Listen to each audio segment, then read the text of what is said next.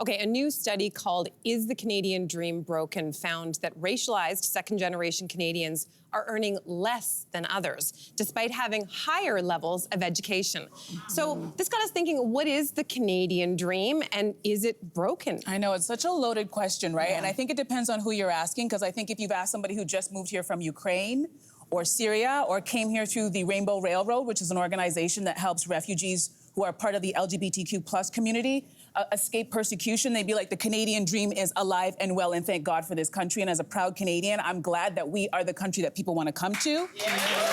Very proud of that. But I also understand, because I look at my parents who are immigrants who came from the Caribbean, and I look at the way that their life went. They were able to come here, get jobs, even though they were just regular jobs, hourly wage, rent an apartment, then eventually buy a house, and then buy another house, put me in daycare. We did extracurricular. My dad could buy a car.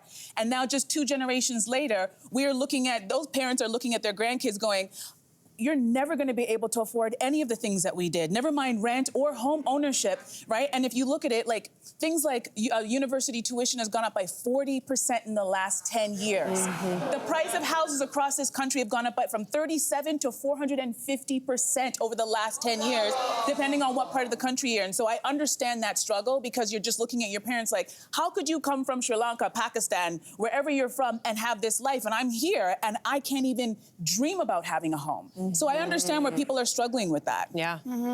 What do you think? Yeah, I mean, I'm listening to what you're saying, and I think it's a question of expectations. It's a question of how did we get here? It's a question of, like, again, I go to like capitalism. Has this capitalism gone wrong? For me, I'm thinking about what I literally was just saying to my son Jaya. You know, our parents used to say to us, like, you got to go to school. School is your job. That is the pathway to getting, you know, a good job, a job where you can have all of these things that you want. And I was saying this just the other day to my son, because he was like, I don't want to go to school. What's the point? And of course, you go back to the old things your parents said to you. But as I was hearing them come out of my mouth, being like, you got to go to school, you get a good job, I was also, they were kind of like falling out, and I was like, is this even true anymore? I know. And also trying to just wrestle with it. Is that what we want? One version of success, of course, everyone wants, you know, food on their table and a roof over their head.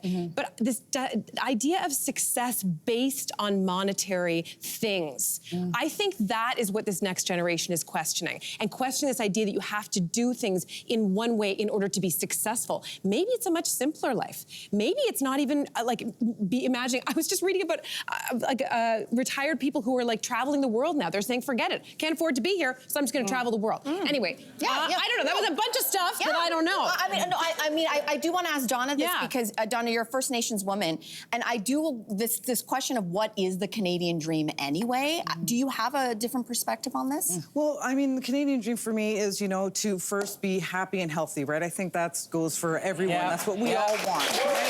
Good to remind us, Donna. And to be loved, right? And to have love. Like for I have an adult daughter who is right here today, so mwah. To own her own home, right? She lives in an apartment here in the city. And for her, I mean, I don't see that happening for her anytime soon, unless, of course, I'm always a woman, you know, glass half full. And, you know, I just bought my lotto tickets today, so who knows? Right? You never know. Speaking, you know, from a First Nations perspective, Canadians born and raised here, people on reserve. My reserve is a 5-hour drive. You know, I'm here because the jobs are here. And I know there are a lot of young women who live on reserves in Canada who want to come to the big cities, whether it be Toronto, Vancouver, you know, Edmonton, what have you, but can't even do that because it's so expensive to live, right? As you know, we just said the schooling, they'll be probably in a minimum wage job, and the rents is just too expensive. So the Canadian dream isn't even accessible. Exactly. To a Canadian. A born and raised Canadian. So you know, it's really sad, and hopefully things change, because we all deserve to live the Canadian.